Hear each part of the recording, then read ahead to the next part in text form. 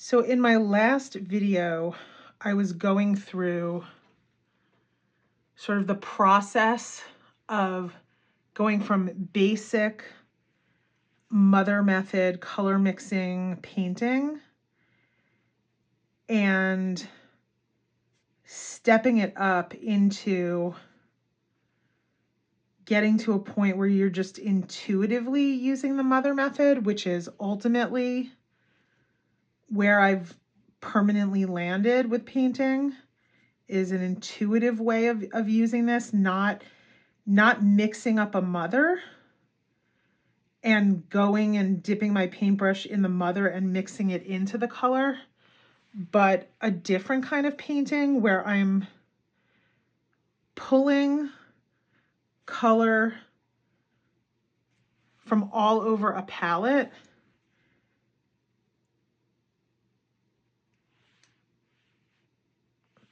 So I started painting these leaves, and well, I think you can see that yesterday I ended up just using the colors from the same set of paints from my friend Sophia in Rome. She does have an online shop, so that's cool. You can find her links on Instagram. I'll make sure to link it in the description. And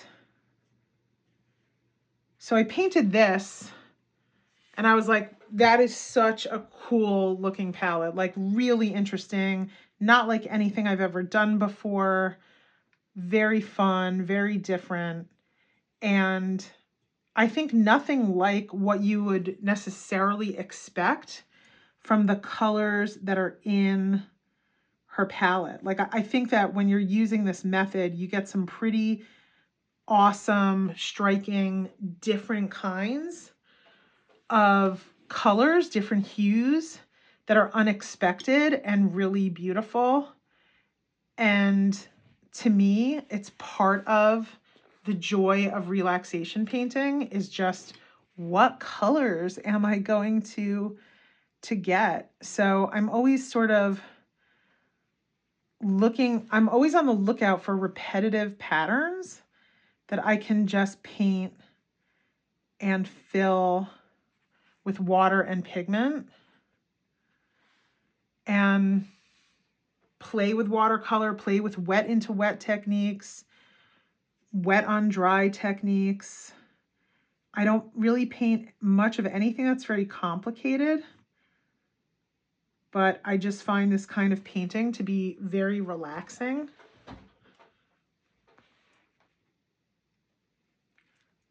So I'm just sort of intuitively thinking, okay, what paint color do I want to pick up from my palette? What pigment am I going to go to?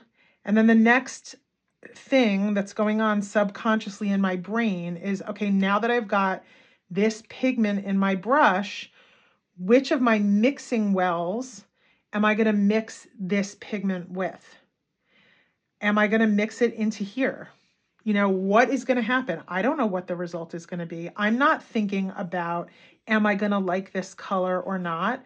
I'm just saying, it seems like it'd be interesting to see what would happen if I mix that sort of sienna color. It's like a raw sienna. I don't know if it's a raw sienna or a burnt sienna, but it's like definitely a sienna. What's going to happen if I mix it into this well that's full of a little bit of everything already? And not only am I going to mix it in here and paint another leaf, I'm going to drop this color into here just for some excitement and to bring the color around the page so that the leaves on the page have some relation to each other.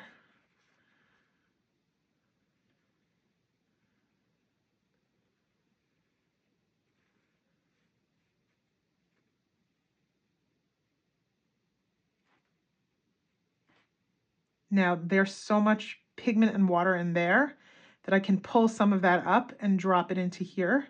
Again, just moving these pigments around the paper so that the eye, just naturally, without even knowing, is being moved on its own around, creating sort of like the harmony on the page.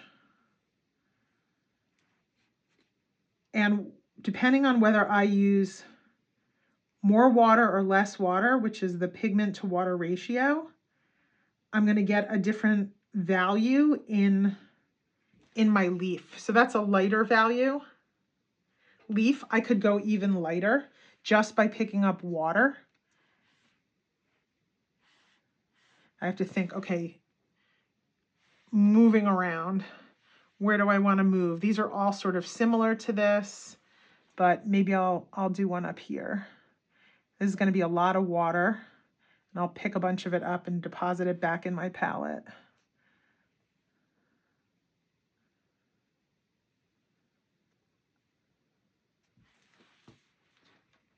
Okay, so now I've kind of used up most of the pigment that's in the brush. And now is when I think about, okay, what color am I going to pick up next? And I've really been drawn to this. What is this called? I'm having a senior moment. Oh my gosh. Yellow ochre.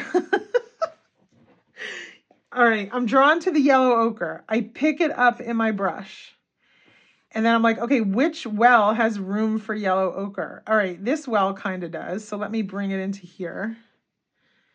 Bring in some water. My paint water, FYI, is completely dirty water. It's also like a mother water because it's got all the pigments in it. And I just mix some of that yellow ochre. I'm calling it yellow ochre. I have no idea if Sophia calls it yellow ochre, but it looks like a yellow ochre to me. So I mix that with whatever's in my palette. That's what I mean by my mother method. It's just, I don't worry about what's in the palette. I let it all mix together. But then in trying to create different hues, I'm relying on the intensity of what is in the pans to bring the primary hue into one of these wells, if that makes sense. I hope that makes sense. It's like, I know that because I brought that pigment, so much of it, into this palette well, that it's going to overtake whatever was in there, but it still has the memory of whatever was in there. And then I'm going to just drop some of that in here, drop some of it over here, see if I have anything else that's still has opportunity for wet into wet. And then I'm going to paint a new leaf.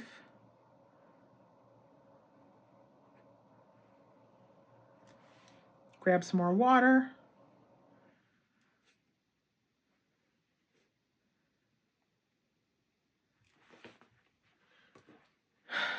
Yeah, I love it. I love it, love it, love it. And then that leaf is a little bit boring, but I know that I could grab some excess pigment from over here, pull it in there, maybe grab even a little bit of pigment like straight out of the pan over here and drop that in there. That's fun. And then I've got a lot of that fluorescent pink in my brush, so I'm just going to grab some more of that dirty water. I'm going to put a really fun leaf down. And because I've got different pigments in there, those are showing up in there. I probably don't have to do that much to this leaf because it just has all of those pigments floating around in the brush. That's a gorgeous leaf on its own. I don't think I'm going to touch that leaf. Now I'm thinking, all right, just pick up some water. See what you can get if you just pick up water.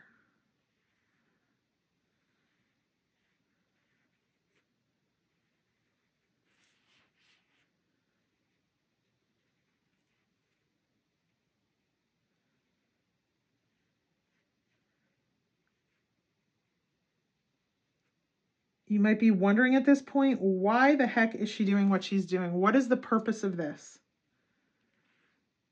Why has she painted hundreds and hundreds of these spreads in her journal. And I will tell you, there is only one purpose, and that is to relax my nervous system. So it is just simply about that. I am a naturally kind of anxious person, and I'm not medicated. I don't use anything to calm my nervous system other than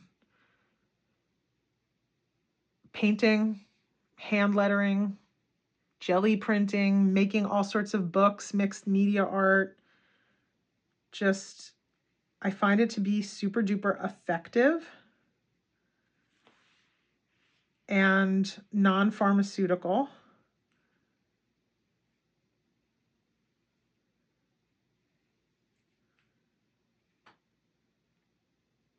And it really calms me.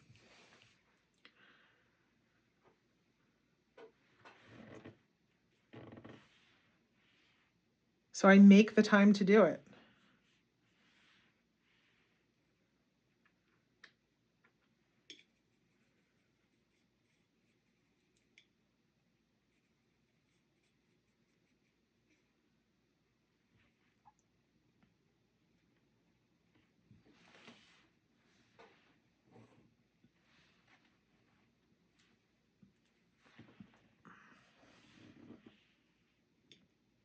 Sometimes I just take water into my brush and unload the pigment into the palette so that I can have a brush that's a little bit cleaner, but I will never just completely rinse it out because I do want to have a little bit of that memory in there.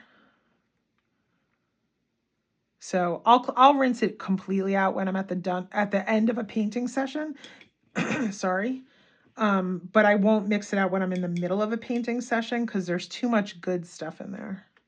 So now I'm sort of deliberately thinking of mixing these two colors, the fluorescents, together, because I know from the practice I've been doing that I really like the mix of the two, and then it's muddied up by having all the other colors in it. I'm going to dab a little of this in here because that's still wet. Dab this in here because that's still wet. Looking for other wet into wet opportunities. And then I'm feeling like I need a little bit more water in the brush to put down a whole nother leaf. And I'm kind of puzzling these together. Just doing a simple shape, nothing crazy, nothing too hard. But varying the sizes and sort of puzzling the whole page of them together. I really like that color. Picking up a little of the Dirty Mother.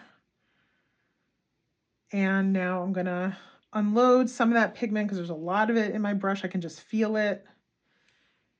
And maybe go back to this sienna color because I haven't really used it enough in this painting. I'm kind of avoiding the purple and the blues altogether. Not really. I mean, those are all in the palette. They're in the Mother, so they're kind of on a very low level mixed in. But I know that primarily with this, the way that I want these pages to look in my journal is I want it to focus on the warm colors and the neutrals instead of like warm and cool and neutral. I just wanted to do warm and neutral. So I can pick up these colors if I want to neutralize something a little bit, and maybe that's what I'll do next. But I'm not choosing those as the color that you're going to really see that's going to be obviously there. It's there, but you don't know it's there. So if I wanted to play with that, maybe I pick up some of this blue number 42 into my brush. And now I mix it in with the color I was just painting with. And I'm just further neutralizing that color. It's still in the brown family. So in that way, all of the colors are represented, but not in the most obvious way.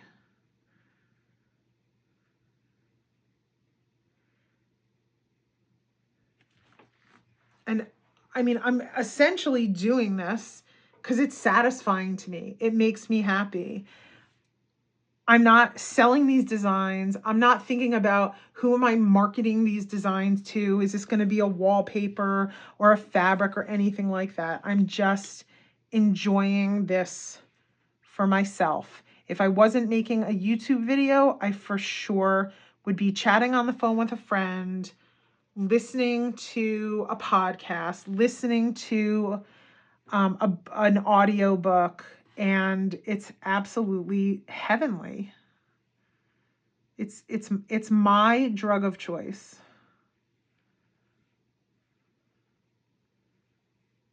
You don't need to make your own handmade journal in order to paint like this. You can absolutely buy a commercially made journal. I'm going to put my recommendation in the description for a journal that I think has great paper that's commercially available.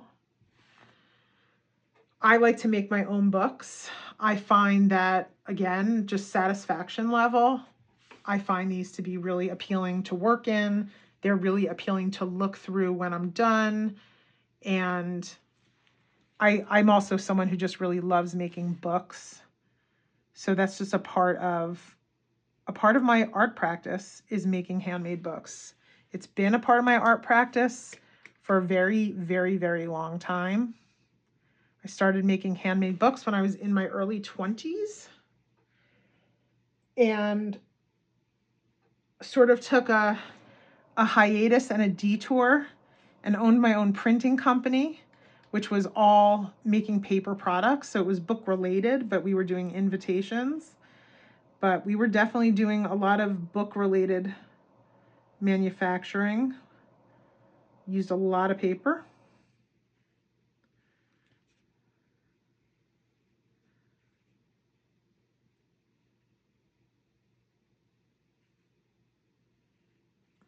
All right. So I hope that this video really brought you all the way to the end of how I employ this method of color mixing to achieve satisfaction on my pages while I'm painting, satisfaction just to look at the pages. There's harmony here. It's weird, it's wonky, it's wonderful, but there is harmony on these pages. And that harmony brings me a lot of satisfaction. And give it a try. Maybe it'll bring you some sense of peace the way it brings me a sense of peace, a sense of fun. My nervous system is completely relaxed. I do not feel those stress hormones running through my veins. It's impossible to feel stress hormones running through my veins when I'm doing this work, when I'm painting, when I'm hand lettering, when I'm making projects. It just, the cortisol, it just, I don't know where it disappears to, but it totally disappears. So I'm not going to question it. I'm just going to do it because it's keeping me sane at this point, keeping me happy.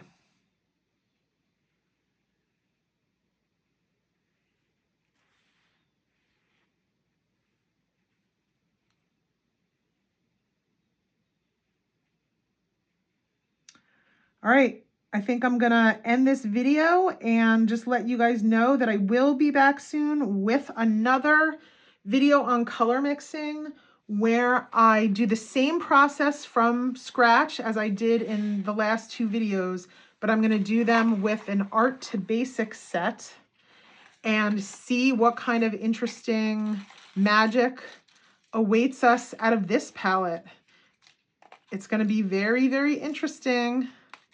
All right, enjoy your creative time and enjoy your day. Thanks for watching. Bye-bye.